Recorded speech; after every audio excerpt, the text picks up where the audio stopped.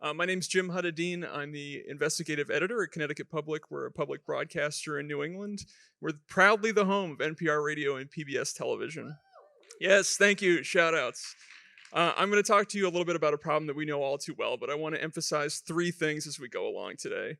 Yes, local news is disappearing. We're in crisis in this moment. But number two, all of us in this audience, as thought leaders, as newsroom leaders, we have a role to play in figuring out how to fix it. And number three, artificial intelligence might be able to help us fill some of that gap. What you're looking at here is a photo of the Hartford City Council. Hartford is the capital city of Connecticut. It is a place that absolutely demands our attention. If you go to a meeting of the Hartford City Council on any given night, you will not find a journalist in the room there to report on what's happening. Across the United States, it's estimated we've lost about 75% of the local journalism jobs per capita that we had even 25 years ago. In this map, the places where it's really bad are the dark orange. This is from Muckrack. They say that right now, 1 in 3 counties in the United States does not have a single full-time journalist reporting on what happens there. Connecticut is a small state, but it has lots of complexity. There are 169 different cities and towns, and each one is like its own little fiefdom with its own agenda. And they're so different. There are urban communities, rural communities. There's a beautiful coastline. If you live closer to New York, you like the New York Yankees. If you live closer to Boston, you like the Boston Red Sox. So even for us as a statewide broadcaster on this small scale, it's tough to get our hands around everything that's going on. One way the journalists used to do that is by showing up to government meetings and covering what's happening, but it's not ideal. It can be time consuming and inefficient, and getting there is tough if geography is a barrier for you. How do I know all this? I'm a proud community journalist. I've done this for a long time. This is my press pass from like 15 years ago at a newspaper I worked at in New Hampshire. I am somehow looking even older there than I do right here now in front of you. And I will say what going to all these meetings taught me is that it is not just about the budget. It's not a place where they talk about dry numbers. It is a place where people show up and they are passionate about what happens in their community. They come there to talk about their values and what they want the place to become. So it's really essential to understand it for us to be able to cover these communities. So one way we're trying to fill that gap is a pilot project we're calling Meeting Monitor, creative name. We're using AI to help us surface local news stories. How we're doing that is we are monitoring videos that get posted online of government meetings. Every time a new one comes up, we pull down that video, we transcribe the audio, and then we send it to a large language model with a very directed prompt. We are not asking it to come up with an exhaustive catalog of everything that happened at the meeting.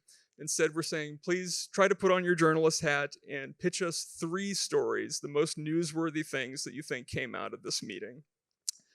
That information is posted to an internal newsroom Slack channel. It looks like this. It comes out with a headline, a 500-word summary, some cute emojis, and then our editors and our reporters can look through that list every morning and see if there's something that they think is worth following up on. You get a link to watch the source material, and we're also keeping track of the costs. This was a meeting that was about 2 hours long, and you can see it cost about 9 cents all in to do this whole process. We're finding on average it is very inexpensive, something like 5 or 10 cents per meeting. We have it up and running now in 23 communities. It's the type of thing that can scale if we add more YouTube channels, more other video platforms in the future. Some important safeguards to stress. There is no public-facing generative AI content. This is strictly for internal newsroom consumption, so we maintain editorial control over what we're presenting to our audience and what the story is. And importantly, we're not replacing the work of any journalists. These are meetings that by and large are not covered not only by us, but not by any other media entity in Connecticut. A quick example on the left, you'll see an AI summary of a conversation that took place in a town called Fairfield. They were talking about an audit that raised some questions about spending. On the right is the story that we produced where we found out the town's emergency management director had purchased and upgraded an SUV for his official use for an all-in cost of like $140,000. This is obviously a story that's very small scale. It's a very local issue. At the same time, this has become one of the most high engagement stories that we've posted to our website all year. And then, as I mentioned, it's not just about the numbers. It's not just about the budget. This was a harbor management commission that met last month, and it came out that somebody had spotted a pod of rare bottlenose dolphins swimming in Long Island Sound. Why is that cool? There aren't really supposed to be dolphins this far west in Long Island Sound. They've been gone for decades and decades, and they finally started coming back 10 or 15 years ago. And so we did a story exploring what it means, and it could mean that maybe the water quality is getting better, maybe the fish stocks are rebounding a little bit. But not only did we do the story, we got the video of the dolphins and we put it on social media, and it was something that our audience loved. And again, we wouldn't have known about this if we weren't watching this very kind of small local meeting.